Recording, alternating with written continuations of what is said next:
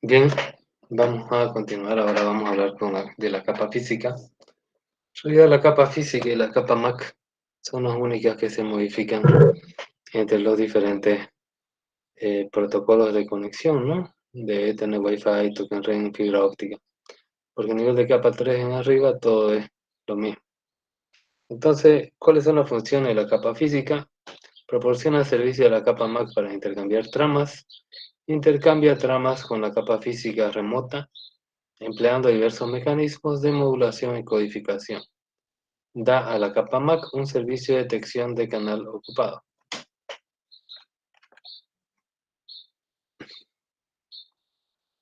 Se divide en dos partes la capa física.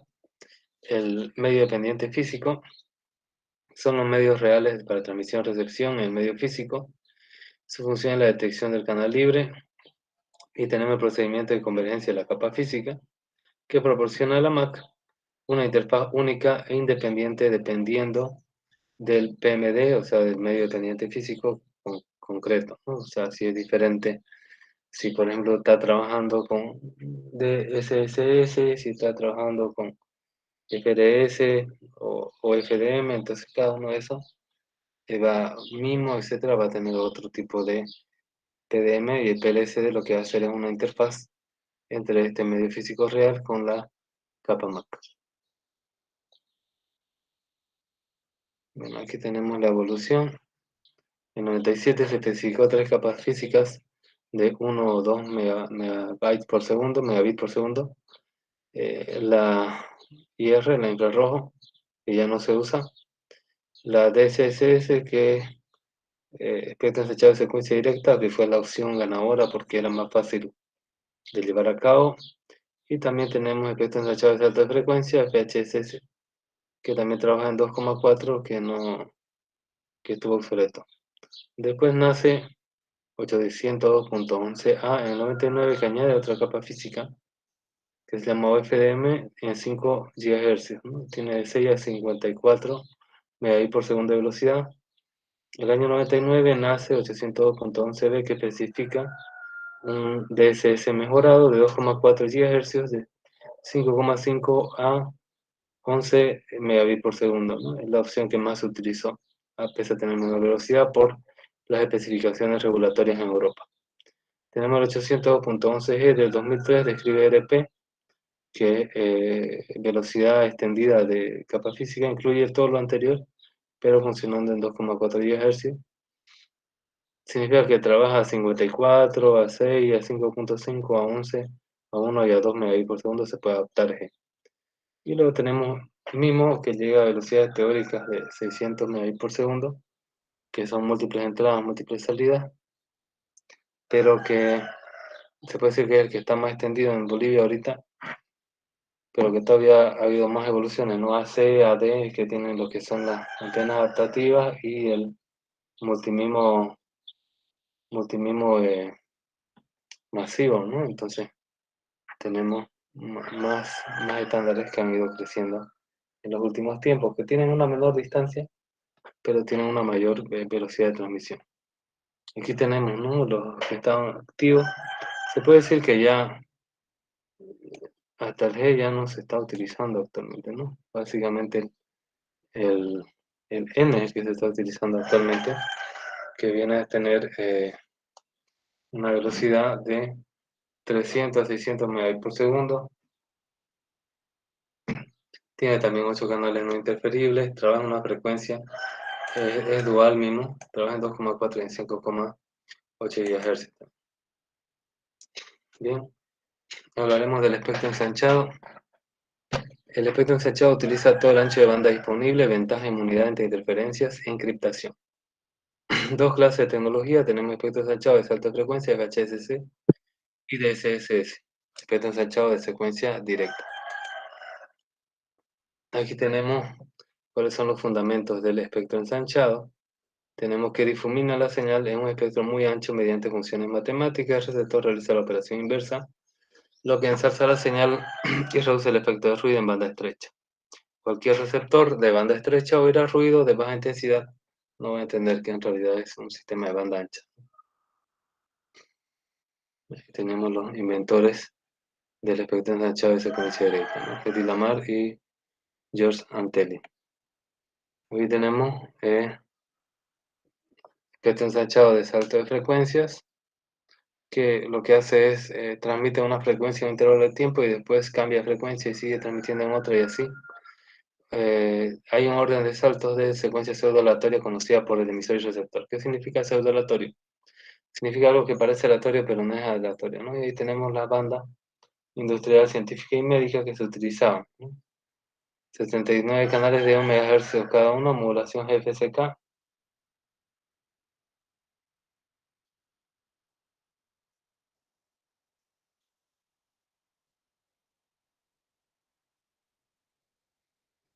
Y velocidades de 1 megabit por segundo, 2 GFSK o 2 megabit por segundo, 4 GFSK. Y acá tenemos el ruido en banda estrecha y cómo serían las altas de frecuencia ortogonales, que siempre va a ir despintando la información al ruido, ¿no? Luego tenemos el espectro ensanchado de secuencia directa. En transmisión se reparte la potencia de radiofrecuencia sobre una banda ancha mediante transformación matemática. En recepción, una función de correlación permite recuperar la señal. ¿Qué significa correlación? Correlación es cuando se analizan la compatibilidad de dos señales y entonces se ve, ¿no?, cuál es la coincidencia para poder recepcionar esa información. Tenemos la señal original, que es ensanchada, una amplitud, y después el proceso de correlación-recepción, la señal es ensalzada otra vez. La correlación-recepción elimina las interferencias, minimiza el efecto de ruido. Acá está la señal ensanchada, hay ruido, y cuando se hace la correlación se hace una operación inversa, ¿no? Entonces el ruido queda esparcido y se hace acá un filtro paso alto, paso banda que no hace que interfiera el ruido. El ensayamiento de transmisión se realiza con un código de chips, que son bits producidos según una secuencia llamada pseudo-aleatorio, código PN. El número de chips usado para transmitir un solo bit se llama tasa de ensanchamiento, 811. Usa código PN, una palabra Berkeley de 11 bits, por su propiedad de correlación y tiene, ¿qué modulación? Tiene dBPSK de 1 megabit por segundo o dQPSK de 2 megabit por segundo con una velocidad de 1 millón de chips de palabras Barker, que son 11 megachips por segundo, ¿no? Y acá tenemos el ejemplo de cómo viene a ser el 0, que se transmite lo mismo, pero en caso del 1 se hace una inversión de los bits, ¿no? Y acá tenemos, ¿no?, qué canales se usan en Canadá y en Estados Unidos en esta banda. En Europa hay un poco más en esta banda para lo que es 800.11p, que tiene 13 canales, ¿no? Y acá tenemos el preámbulo y la cabecera. Aquí, como trabajan esta a 1 megabit por segundo, y con esta cantidad de bits se hace una división y se tiene cuánto tardaría en tiempo esa cantidad de datos, ¿no? Y acá, si decimos los datos, tendríamos que dividirlo por esta acá y sacaríamos cuántos microsegundos según la cantidad de bits que tiene aquí de datos para transmitir. Y toda esa suma es lo que nos daría el tiempo que tarda una transmisión en hacerse realidad en este estándar, ¿no?, en DSSS. Bien. Esto es 800.11 puro, ¿no?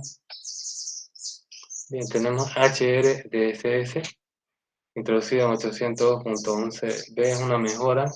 Añade a DSS nuevas modulaciones mediante CSK, que es Complementary Code Keying, ¿no?, o codificación complementaria de claves, logrando velocidades mayores. Aplicando transformaciones matemáticas logra codificar 4 u 8 bits por cada símbolo, ¿no? Entonces tenemos otra codificación y eso, ¿qué es lo que te hace? Te aumenta la velocidad mucho, ¿no? Tenemos aquí cuál es el formato de las tramas PLSP, HRDSS. Fíjense, lo mismo, tenemos dos tipos de cabecera acá. Cabecera larga, que tiene una sobrecarga de 192 microsegundos, cabecera corta de 96 microsegundos. Y ahora los datos, dependiendo, si ustedes utilizan HRDSS como capa física, pero aquí tiene diferentes modulaciones, ¿no? Uno llega a 1 megabit por segundo, la otra 2, la otra 5.5 o 11, la otra 5.5 o 11. Entonces, según lo que se indique en los datos, ustedes tienen que dividir la cantidad de bits por esta velocidad y ahí van a ver cuánto tiempo se tarda en transmitir esa información, ¿no?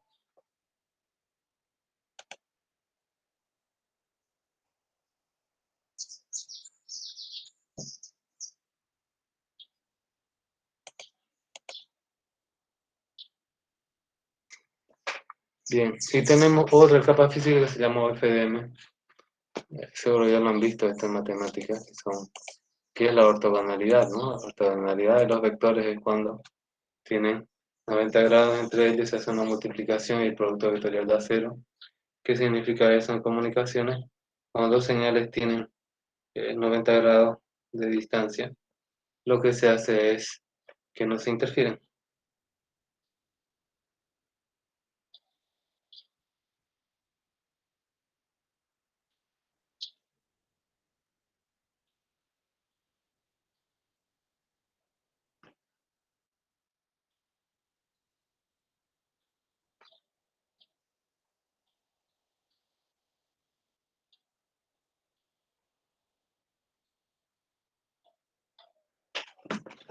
¿Qué significa FDM? Modulación por división de frecuencias ortogonales. FDM quiere decir que multiplicación por división de frecuencia, ¿no? FDM en que se hace uso más eficiente del espectro recogiendo múltiples frecuencias portadoras contiguas ortogonales.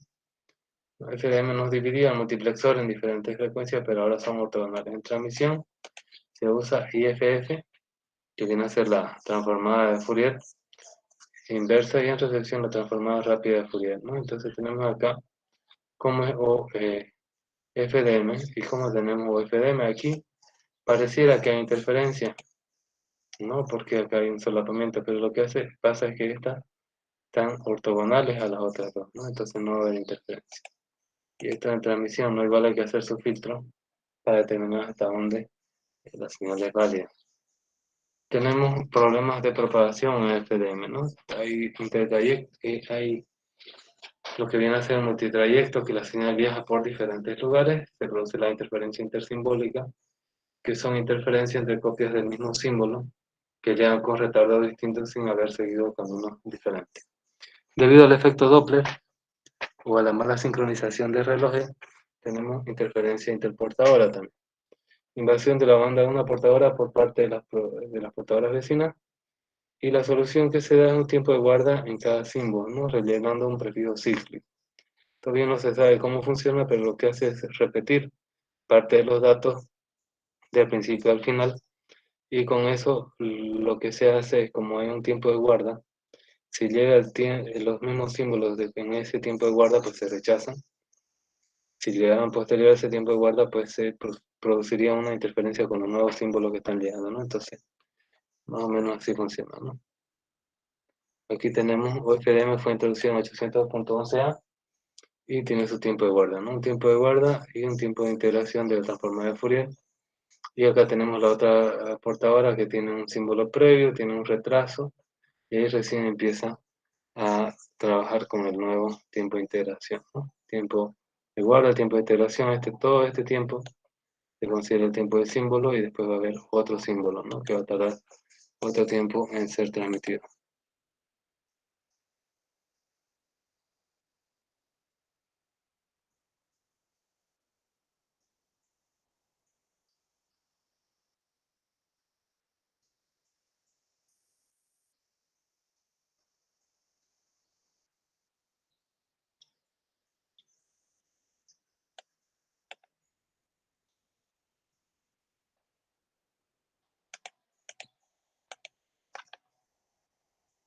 Bien. Aquí tenemos otra característica, 800.11a. El tiempo de guarda es de 800 nanosegundos para soportar dispersión de retarda alta. Tiempo de símbolo son 4 microsegundos. Tiempo de integración 3.2 microsegundos. Los canales son de 20 MHz, cada uno tiene 52 soportadoras. 48 son de datos de las soportadoras que tenemos entrelazados, que son biconsecutivos en portadoras separadas ampliamente y símbolos distintos de la constelación. Tenemos 4 que son para pilotos. ¿Qué significa pilotos? Significa que son las guías de las otras portadoras para que no se vayan la frecuencia mucho para otro lado, ¿no? La menos 21, la menos 7, 7 y 21 son pilotos para monitorizar esto de aquí, los desplazamientos de retardo, diferencia interportadora. Aquí tenemos el formato de las tramas PLCP o FDM en 802.11. Tenemos acá su sobrecarga de la cabecera de 52 microsegundos, ¿no? Esto tenemos la unidad de protocolo físico, acá tenemos la unidad de protocolo lógico, ¿no? Su sobrecarga es de 52 microsegundos, ¿no? Tenemos un preámbulo de 12 símbolos, y acá tenemos en qué modulación BPCK con un ratio de 1/2, y acá tenemos los datos que es variable dependiendo de la velocidad, ¿no? Siempre se divide los datos con el tiempo. Bien, tenemos ERP, ERP que viene a ser incorpora compatibilidad hacia atrás con 11B, con DSS y las velocidades de 11A como FDM. Todo ello en 2,4 GHz, ¿no? Entonces es compatible con el B porque trabaja en la misma frecuencia pero no con el A, solamente lo que imita es su velocidad. La capa física ERP Extended Rate físico es en realidad un paraguas que incluye lo siguiente. Tenemos ERP DSS y ERP CCK, igual que tenía el protocolo 802.11a, y tenemos velocidades de 1 mega para este lado y 2 megas. Y de 811B tenemos de 5.5 y de 11 para este lado. RPOSDM, OFDM es una redefinición de 802.11a en 2,4, entonces tiene velocidades 6, 9, 12, 18, 24, 36, 54 megas por segundo, ¿no? Siendo obligatoria de implementar, digamos, cuando usted crea su equipo, la velocidad de 6, 12 y 24 megabits por segundo. Fíjense que no siempre tiene que llegar a las más altas, ¿no? Tenemos el PBCC, es opcional y poco usado, de 22 y 33 megabits por segundo, y DSS o FDM opcional y poco usado son cabeceras DSS y con los datos o FDM, ¿no? Estamos hablando de cabeceras de 1 mega o 2 megas, ¿no? Por segundo.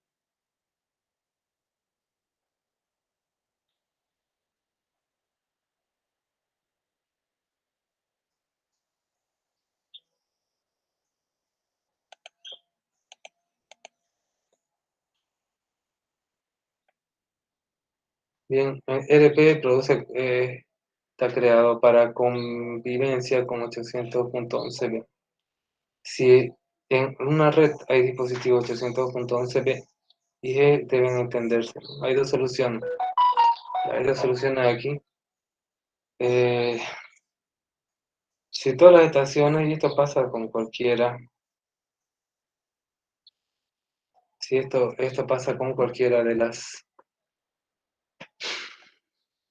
esto pasa con cualquiera de las estaciones, los dispositivos 811G deben transmitir a la mayor tasa posible, común a todas las estaciones, aquellas tramas que deben entender por todo, es decir, que si tú entiendes 54 megabits por segundo, así se transmite.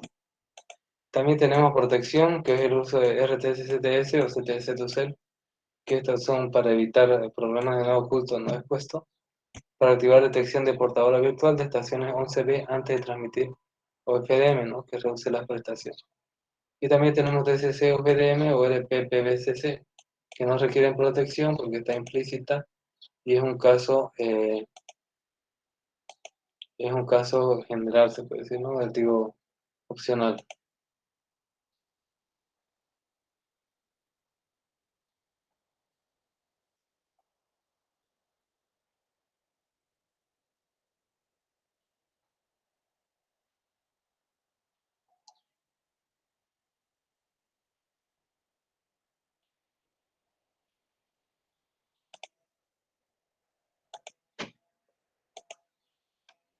Bien, continuamos.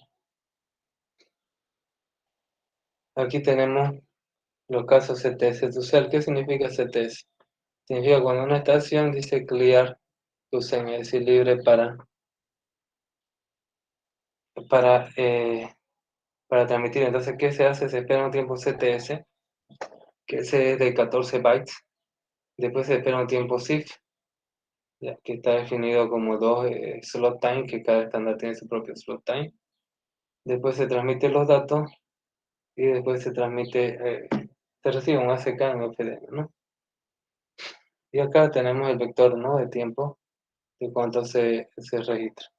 Ahora acá tenemos la protección RTS-CTS cuando el transmisor envía un RTS, el receptor envía un CTS y así todo.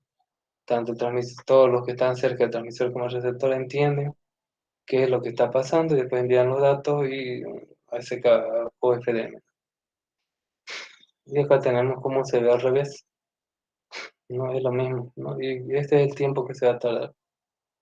¿Cuánto se va a tardar? No, se va a esperar un CTS más los datos más un ACK a partir de este momento que se ha mandado, ¿no? Entonces siempre para analizar esto es cuestión de tiempo.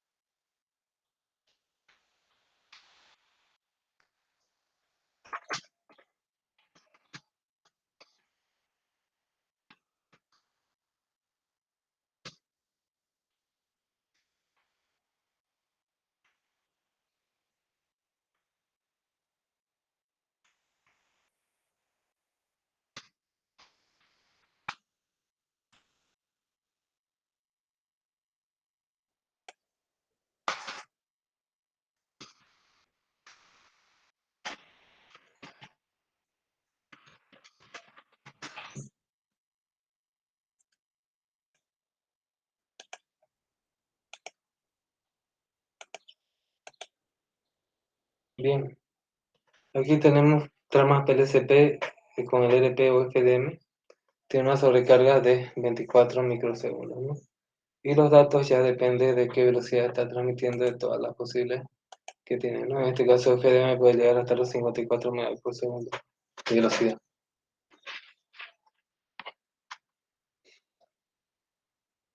Aquí tenemos, ¿no?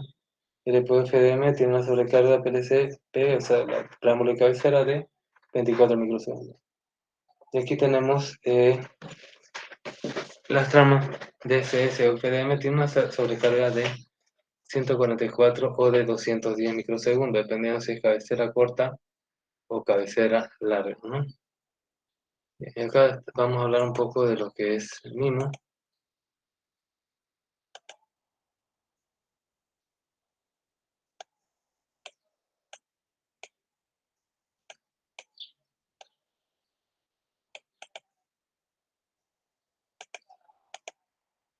Bien.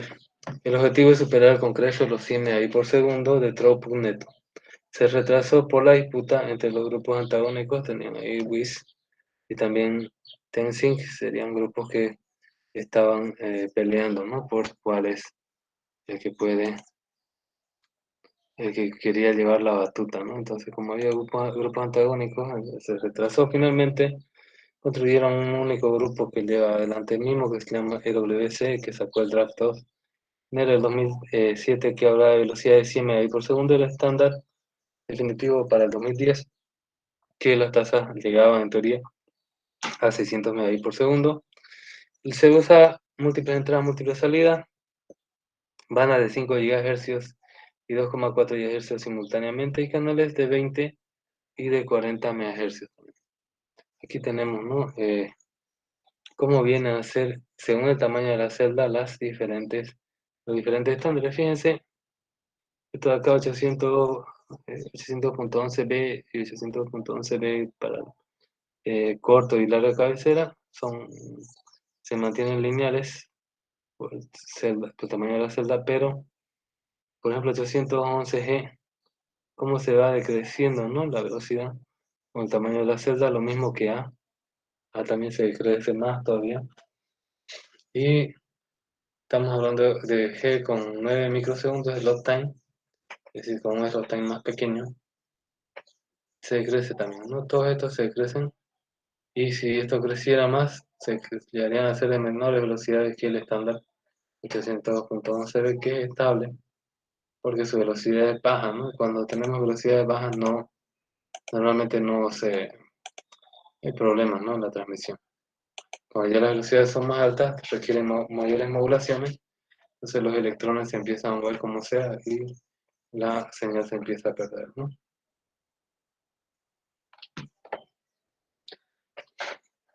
Bien, ¿cuál es la observación sobre la especificación del canal? El estándar propone una máscara y pone una máscara. Fíjense que la potencia tiene que ser por lo menos de menos 20 dB. Los transmisores están obligados a atenuar la señal fuera de la banda de segunda máscara, pero siempre va a haber algo de señal, ¿no? Siempre va a haber unos glóbulos secundarios en toda transmisión inalámbrica. Por eso va a haber interferencia posible con los canales adyacentes. Bien, esa es la capa física. Ahora vamos a hablar de la otra capa, que es la capa MAC, ¿no? Son las dos capas que realmente cualquier estándar de transmisión modifican, porque a partir de la capa 3 para arriba, todo es lo mismo, ¿no? Todo es IP, TCP, HTTP, lo que sea. Ya, entonces, ¿qué podemos decir de la capa MAC en 802.11, es decir, en Wi-Fi? El objetivo de la MAC es controlar el acceso al medio físico de la forma más eficiente posible. Sus funciones son generación de la trama MAC, encaminamiento, fragmentación y reensamblado, verificación de errores por CRC, acceso al medio físico por CCMSA y movilidad de las estaciones.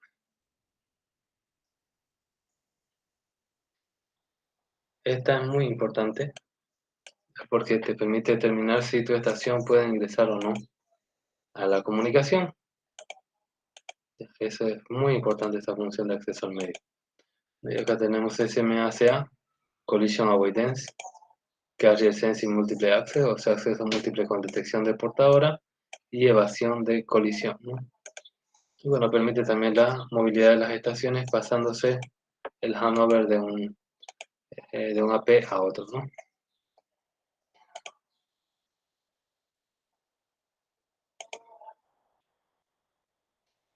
Fundamentos SMACA son acceso múltiple con detección de portadora con evasión de colisiones. Se escucha el canal para saber cuándo está libre. Al quedar el canal libre, se espera un tiempo aleatorio. Este tiempo es un número entero de ranuras, ¿no?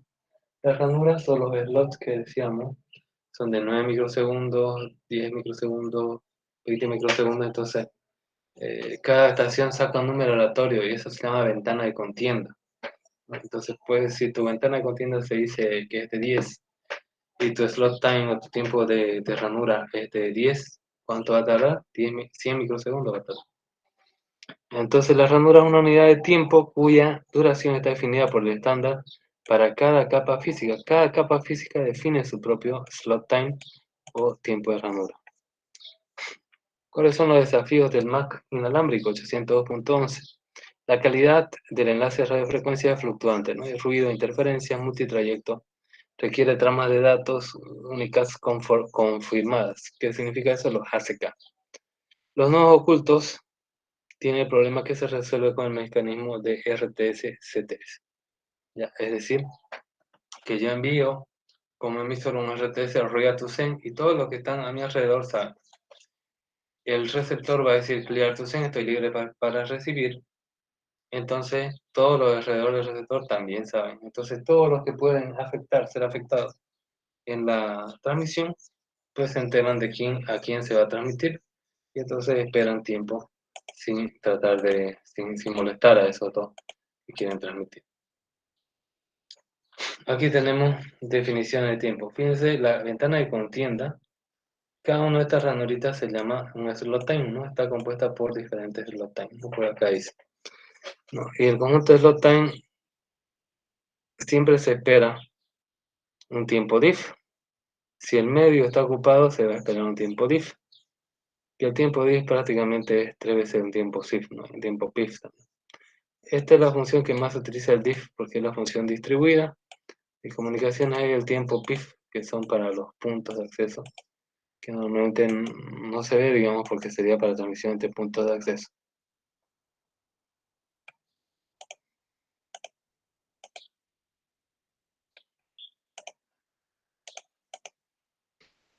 Bien, entonces, ¿qué viene a ser el slot time o el tiempo de ranura?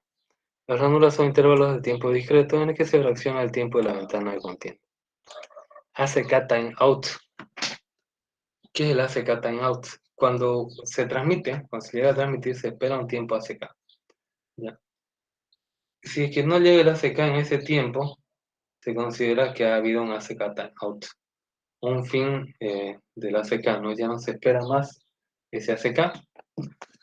Entonces el tiempo que se espera por el ACK tras el envío de una trama de datos. Transcurrido ese tiempo, se retransmite o se abandona la transmisión. Tenemos aquí definiciones de los interface space o los espacios entre tramas, los IFS, que son los tiempos de separación entre las diferentes tramas. No se olviden que estamos hablando de capa MAC, entonces lo que se transmite son tramas, ¿no? Tenemos el SIF, que significa Short IFS, separación entre el fin de la recepción de una trama de datos y su confirmación, ¿no? Básicamente, cuando se cambia de emisor a receptor, se espera un tiempo SIF. Tenemos un tiempo PIF. Espera un ratito.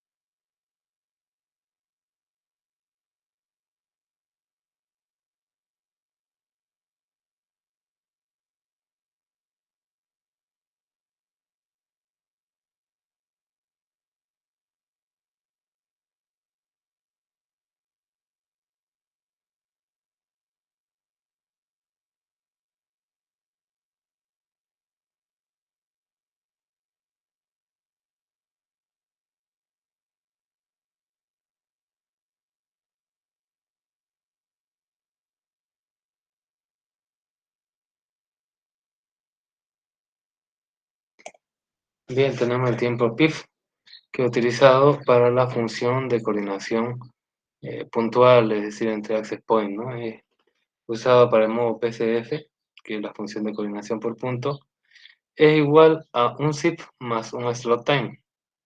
El tiempo diff, que se usa en la función de coordinación distribuida, que es lo que vamos a hacer nosotros porque tenemos muchas computadoras que quieren transmitir en un medio compartido. Entonces se usa en ese método, ¿no? El método DCF, que es función eh, de coordinación distribuida. Es igual a un tiempo PIF más un slot time. En otras palabras, sería igual a un tiempo SIF más 2 veces un slot time, un tiempo diff. Y un EIF, Extended IFC, usado cuando se recibe una trama corrupta, es igual al tiempo de transmisión de un ACK más un SIF más un diff, ¿no? Se utiliza este tiempo para hay diferentes tiempos de ACK timeout también, ¿no? Y se puede utilizar este como una forma básica de ACK timeout. ¿Cuál es la operación de CSMACA? Simplemente es para evitar que haya colisiones cuando estamos compartiendo la portadora, ¿no? De acceso múltiple. La operación se escucha el canal hasta que se escuche libre cuando está detectando la portadora real o virtual. Cuando el canal quede libre, se espera diff sin hacer nada, es decir, se espera un tiempo diff que viene a ser igual a un tiempo SIF más 2 veces un slot time. Si una vez transcurrido este tiempo el canal sigue libre, la estación inicia una nueva espera llamada ventana de contienda, contention window, que es un número aleatorio de veces de slot time.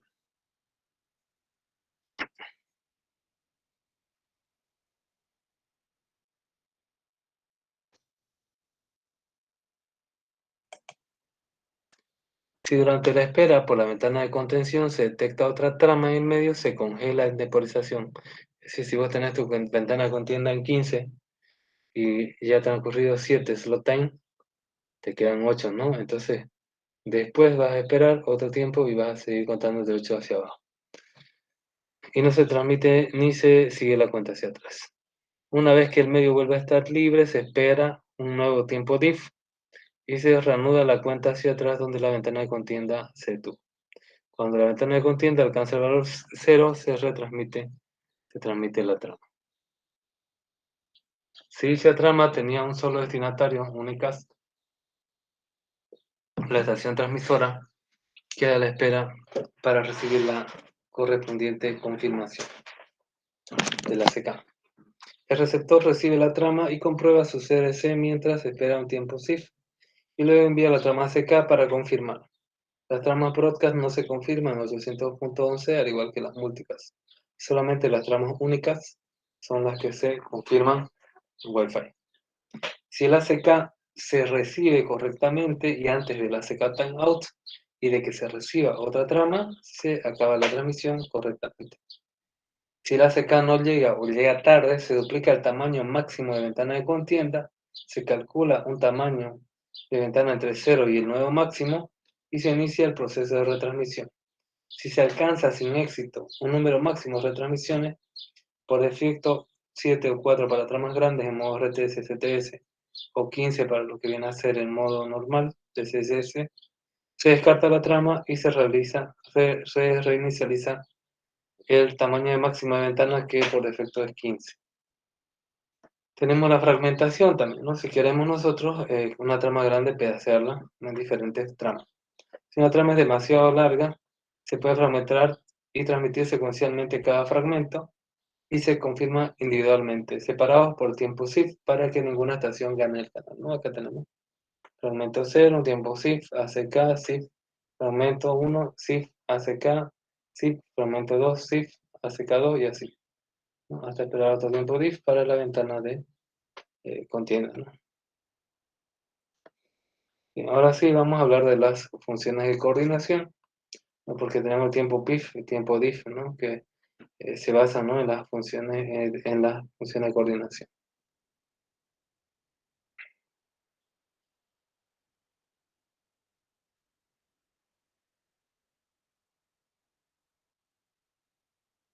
Tenemos la función de coordinación de puntos centralizada.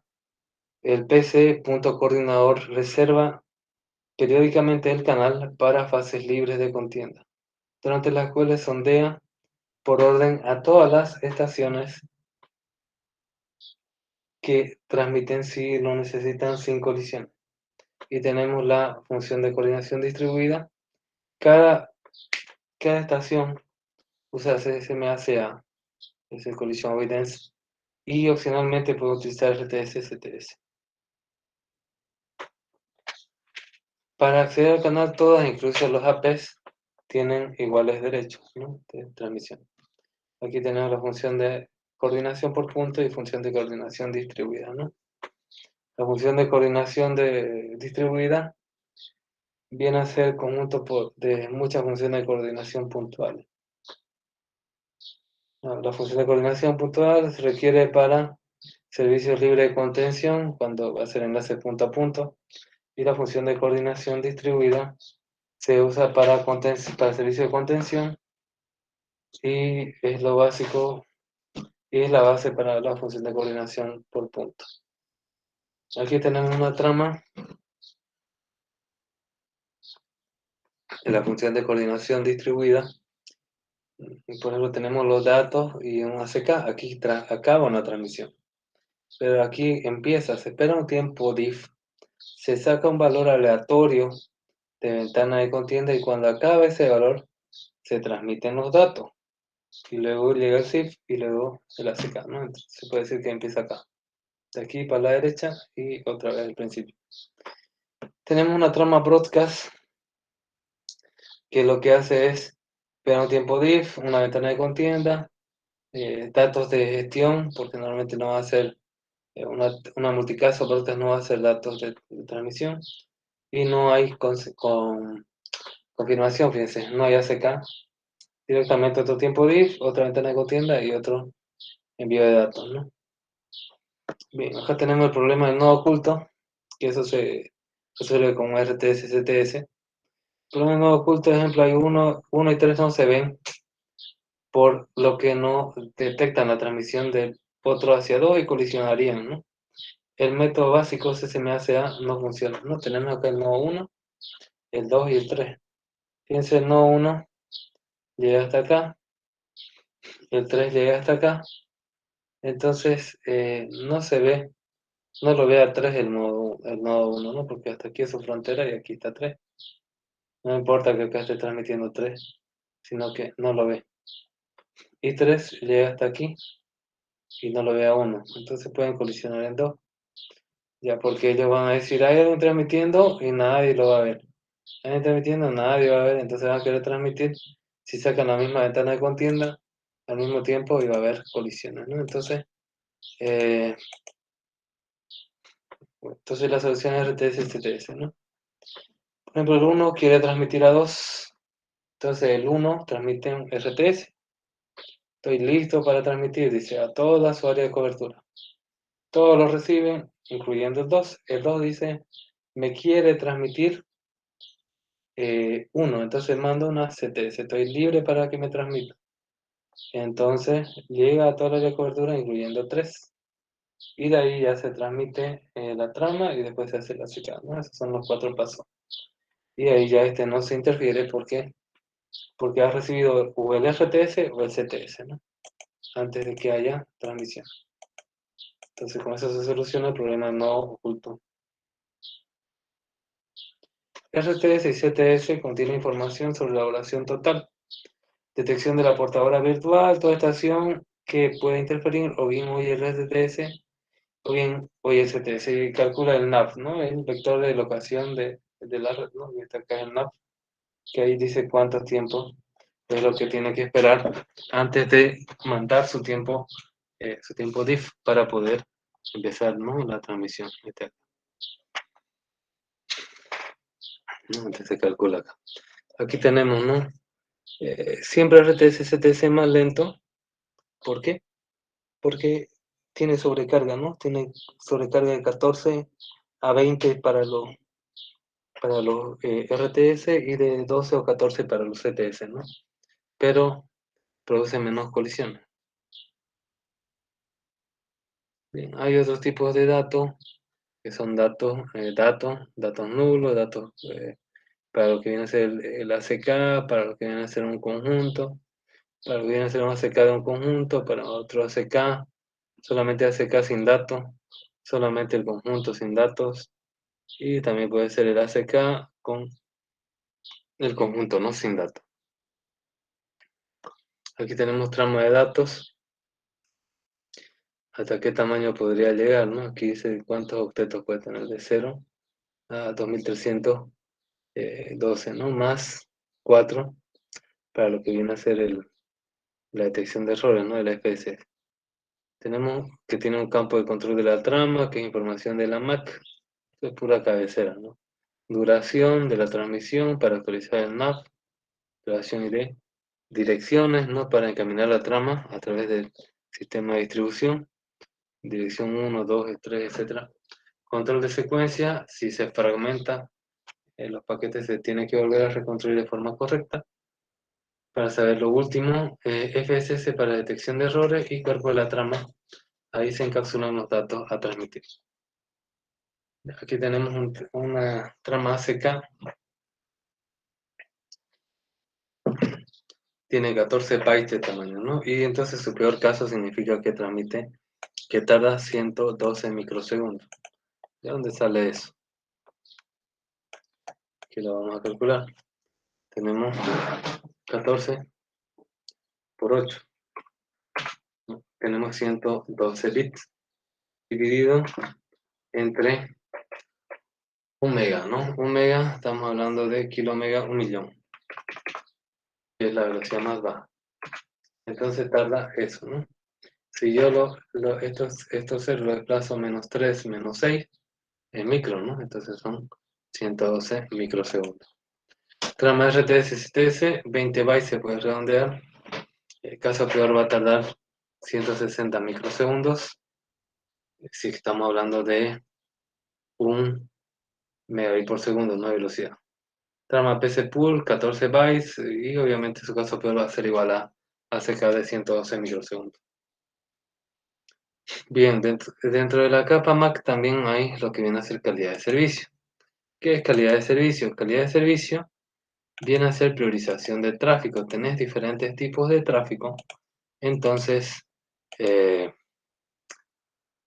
tenés que decirle, este va a tener más ancho de banda, este va a tener menos ancho de banda, etcétera, etcétera, ¿no?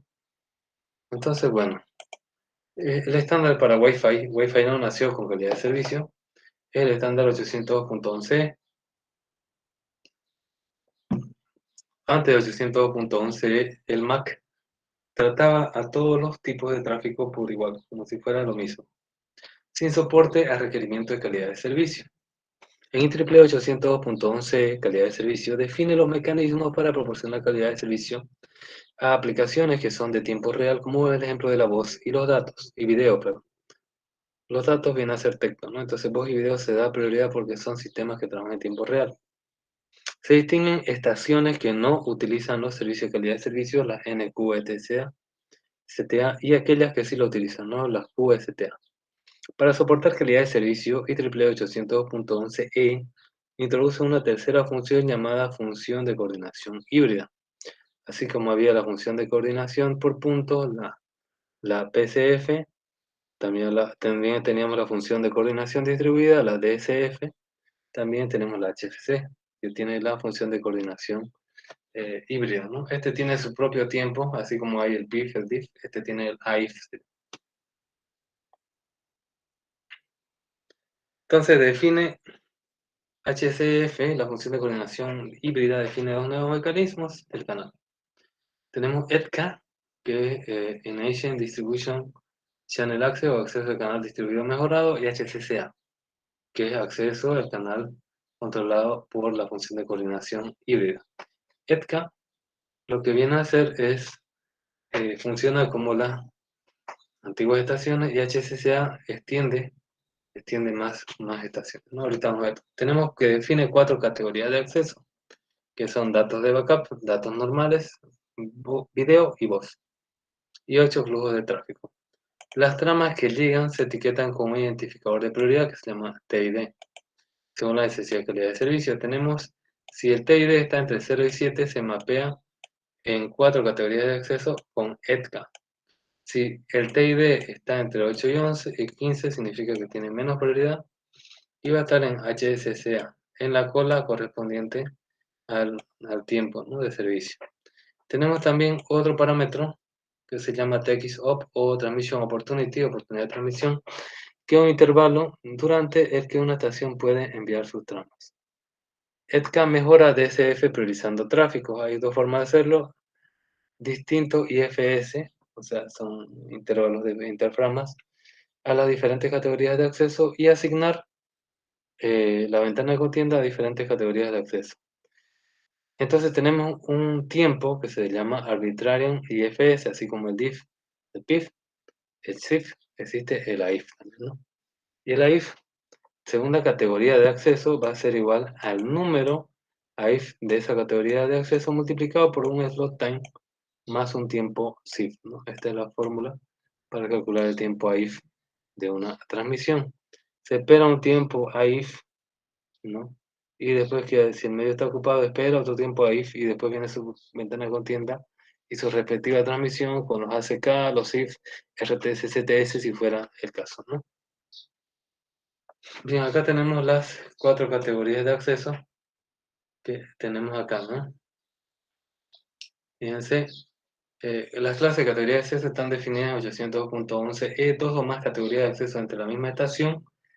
QSTA significa estación con calidad de servicio. Puede poner el cero su portador de back-off en el mismo instante. Si esto ocurre, se produce una colisión interna, ¿no? Si hay 2 categorías de acceso dentro de la misma computadora, puede colisionarse internamente.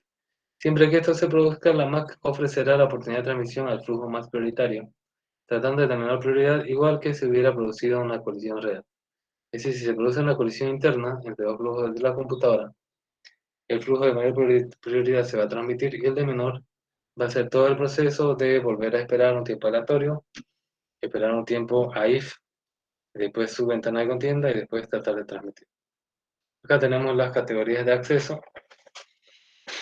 Tenemos la categoría de acceso backup, donde su ventana de contienda mínima es lo que define el estándar como ventana de contienda mínima. Y la ventana de contienda máxima es la ventana de contienda máxima del estándar. Esto va a ir de 0 hasta 15. Y su IFSN es igual a 7. No se olviden que para calcular el IF se necesita el IFSN de la categoría de acceso respectiva, ¿no? Después tenemos la categoría de acceso best effort, ¿no? Su ventana de contienda es la misma, su ventana de contienda máxima también es la misma, pero su número es menor, significa que va a ser más rápido. En la categoría de acceso video, su ventana de contienda es la mitad de lo que nos diga el estándar, y su ventana de contienda máxima es la mínima que nos dice el estándar, o sea, es bajísimo. Y su IFSN vale 2. En el caso de la voz, es la categoría de mayor prioridad. Su ventana de contienda mínima es la mínima que me dice el estándar sobre 4. Y la ventana de contienda máxima es la mínima sobre 2. Es decir, esto va a tener una mayor oportunidad de transmisión porque su rango del número aleatorio de ventana de contienda es más chico, ¿no? Que estas de aquí. Y su número arbitrario de interference slot, perdón, es 2.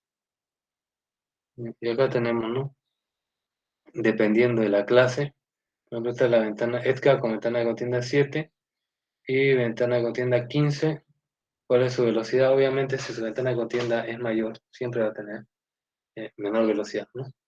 Menos este caso que es DCF, Throughput dice que es el caso básico, ¿no? Que no considera RTS, que no considera calidad de servicio. En este caso, el que tiene ventana de contienda mayor tiene más oportunidad de transmitir. En estos casos, no, porque aquí hay calidad de servicio y aquí no hay. Aquí tenemos, ¿no?, una clase con FCN igual a 2 y abajo con FCN igual a 3. Fíjense cuál es la oportunidad de transmitir. Viene a ser mayor en este caso que en este de aquí, ¿no? Aquí hay 3 tiempos que transmite, acá solamente 2. Y acá tenemos también comparativas. Con 1, obviamente va a transmitir más rápido que con 2 o con 3, ¿no? Ya sea en tropo agregado, ya sea en ETCA.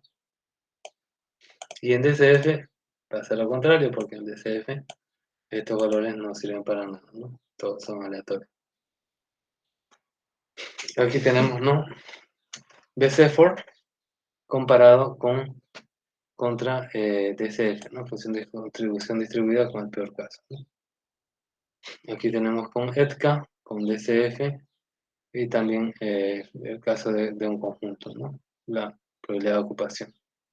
Y acá tenemos diferenciación con IFSN, 5 sobre 30 estaciones en cada lado, ¿no?, cuál va a tener mayor oportunidad de ocupación del canal, ¿no? Lo que tiene mayor estación, pero ¿en qué caso? En el caso de que tenga ETCA, ¿no? Fíjense que DCF, si es que hay más estaciones, desaparece su probabilidad de transmitir, ¿no? Es muy poco probable. Acá tenemos otra comparativa, BC4 contra DCF, 5 y 30 estaciones. Aquí lo mismo, ¿no? Acá tenemos la función de agregación, tiene más posibilidad. Después en segundo lugar ETCA y después en tercer lugar tenemos DCF, ¿no? Aquí también, aquí tiene menor todavía probabilidad si tiene la ventana de contienda mínima y máxima definida según el estándar. Otros recursos nuevos que define la MAC 802.11e son la oportunidad de transmisión, que eso te permite retener el canal durante más de una trama. El límite está formado por un límite de oportunidad de transmisión en milisegundos. Tenemos también lo que se llama el block ACK o el ACK de bloques.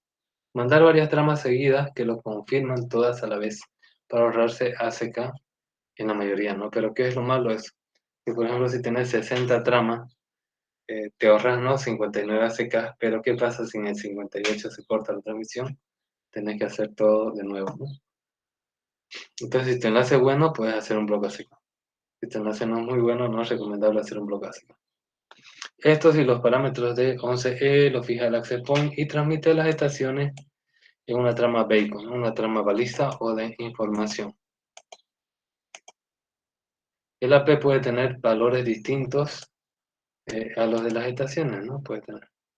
Acá tenemos, ¿no? Por ejemplo, cuando tenemos un tiempo de oportunidad de transmisión límite, fíjense cómo pueden mandar su MPDU, ¿no? Su PDU de trama MAC.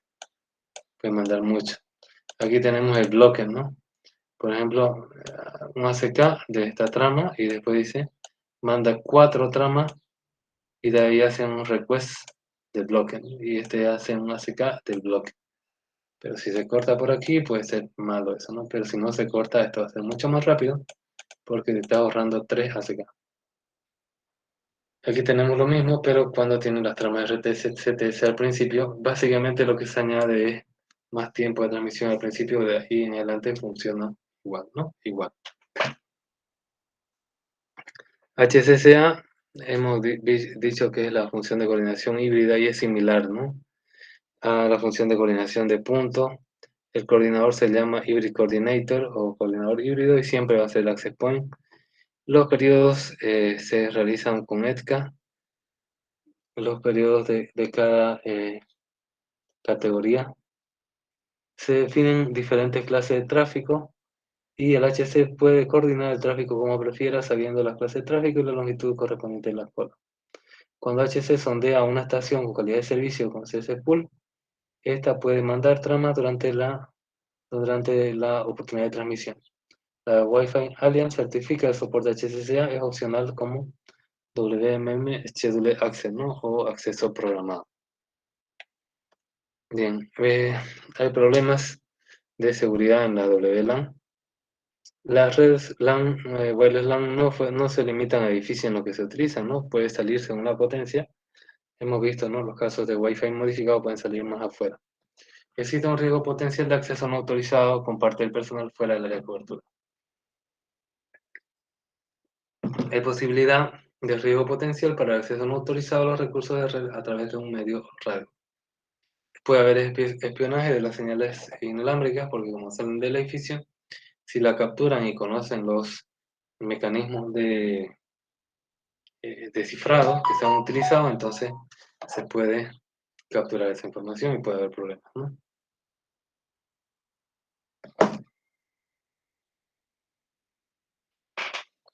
Bien, tenemos el SSID, el Service ID o el identificador o el nombre de la red que le llamamos, es una cadena utilizada como identificador de un conjunto de servicios. Puede actuar como palabra clave básica para acceder al sistema. Es fácilmente superada y muchas veces se recomienda que la oculten, ¿no? Se puede no transmitir eso en los access points, pero usted tiene que saber de memoria. Obviamente es más fácil para decir, ¿no? A un usuario, este es mi Wi-Fi, ¿no? Y se conecta y pone la clave. Tenemos la seguridad basiquísima, malísima, que se llama web. Web Equivalent Privacy define un método de autenticación y encriptación. La autenticación se utiliza para protegerse de uso no autorizado de la red. La encriptación se usa para prevenir de espías que codifiquen las transmisiones capturadas. Su cifrado mediante SOR, o sea que es fácilmente reversible. Esta clave se utiliza para generar una secuencia de números aleatorios, RC4 en el caso de web. Para recuperar la secuencia enviada a partir de la clave inicial, se genera la misma secuencia de números aleatorios y se realiza un SOR a la secuencia recibida. La clave generadora web es de 40 bits más 24 bits del vector de inicialización. Hay un vector semilla o inicialización. Esto lleva a decir que la clave web es de 64 bits. Hay fallos, ¿no? En web porque es mala, digamos, relacionadas con la gestión de claves. Tenemos gestión manual de claves, problemáticas, claves de 40 bits son muy pequeñas para los sistemas actuales. Si se reutilizan el keystring es susceptible a análisis de vulnerabilidad de los vectores de inicialización y de ahí, teniendo los vectores de inicialización, puede tener cualquier combinación de claves que genere web. Si no se cambian, las claves pueden compilarse en diccionarios y puede hacer un ataque diccionario. Web utiliza CRC para chequeo de integridad, que no es fuerte criptográficamente. CRC lo que suma es bit pares, bit impares, ¿no? Chequeo de redundancia cíclica. ¿Sí? El AP es el punto de desencriptación privilegiado, ¿no? Si obtienen su AP, tienen la información de todo. Pero eso, bueno, viene a ser de cualquier ataque también. ¿Qué otros fallos hay? Hay una serie de vectores de inicialización débiles, de los que se conocen los dos primeros bytes de RC4. En una red web hay 1280 vectores de inicialización débiles. Si en vez de utilizarse una clave de 40 bits, se utiliza una de 128, se cuadruplica todavía. O sea, mientras más larga la clave, todavía hay más vectores de inicialización débiles.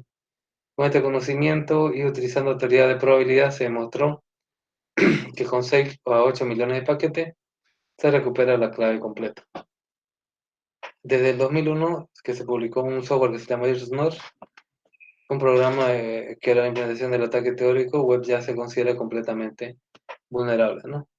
Entonces hay otras soluciones, que como puede ser múltiple autenticación, generación y gestión de certificados, encriptación de diferentes niveles de la capa OSI, IPsec para lo que viene a ser capa 3, OpenSSH para lo que viene a ser capa 7, ¿no? Si estamos en SSH. Filtrado HMAC, filtrado de las funciones hash, ¿no? Es débil también eso, pero también puede ser una solución. Todas estas soluciones combinadas son una mejora enorme con respecto a web, pero no son infalibles, ¿no? Hay una mejora que se llama WPA y WPA2. WPA2 significa Wi-Fi Protect Access o acceso protegido Wi-Fi. Web significaba wireless equivalent privacy, ¿no? Privacidad equivalente a cableado significaba web, ¿no? El WPA2, WPA es una propuesta por la Wi-Fi Alliance del 2003. Emplea también RC4 como algoritmo de cifrado y utiliza algo que mejora, que es la temporización, ¿no? Utiliza un Temporary Key Integrity Protocol, protocolo de integridad de claves temporales, ¿no? TKIP, como algoritmo de gestión de clave. Y bueno, ha habido una mejora que se llama WPA2, que está estandarizado por el estándar IEEE 802.11, utiliza AES, es decir, es un estándar de encriptación avanzado como algoritmo de cifrado y toma no un TKIP, que es para una clave temporal, sino toma CCMP, que es eso, Counter Mode with Cipher Block Channel, ¿no? O sea, ¿qué significa esto? El modo de contador, parecido al TKIP, ¿no? Que tiene que ver con la temporización, con cadena de bloques cifrados del protocolo de codificación de autenticación del mensaje como encriptación. Es decir, ¿qué tiene esto? Utiliza contadores, utiliza cifrado, utiliza bloques de los mensajes, entonces es más protegido. Tanto TKIP como ADES garantizan que las claves de encriptación utilizadas son distintas para cada paquete, eliminando una importante vulnerabilidad web, ¿no? O sea, porque se basa en la temporización. Se calcula el mix, el chequeo de integridad del mensaje, incrementado en cada trama, evita ataque por retransmisión, garantiza integridad, un hash de vectores de inicialización y claves y transmitiendo el hash en lugar del vector de inicialización. Un hash es una función resumen encriptada del mensaje, ¿no? Hay dos entornos posibles que se utilizan Enterprise y doméstico personal. Cuando ustedes han configurado hace point, le dice si ustedes quieren WPA2 doméstica, empresarial, etc., ¿no? Y bueno, ahí vamos a acabar el día de hoy. Ya yo creo que la otra clase acabamos este tema y ya vamos a ponernos a hacer ejercicios matemáticos sobre Wi-Fi, ¿no? Este fin de semana voy a hacer el análisis de los grupos. Eso sería todo por hoy, jóvenes. Nos vemos en la siguiente clase. Hasta luego. Entonces, Nido, gracias. Hasta luego, ingeniero. Buen fin de semana.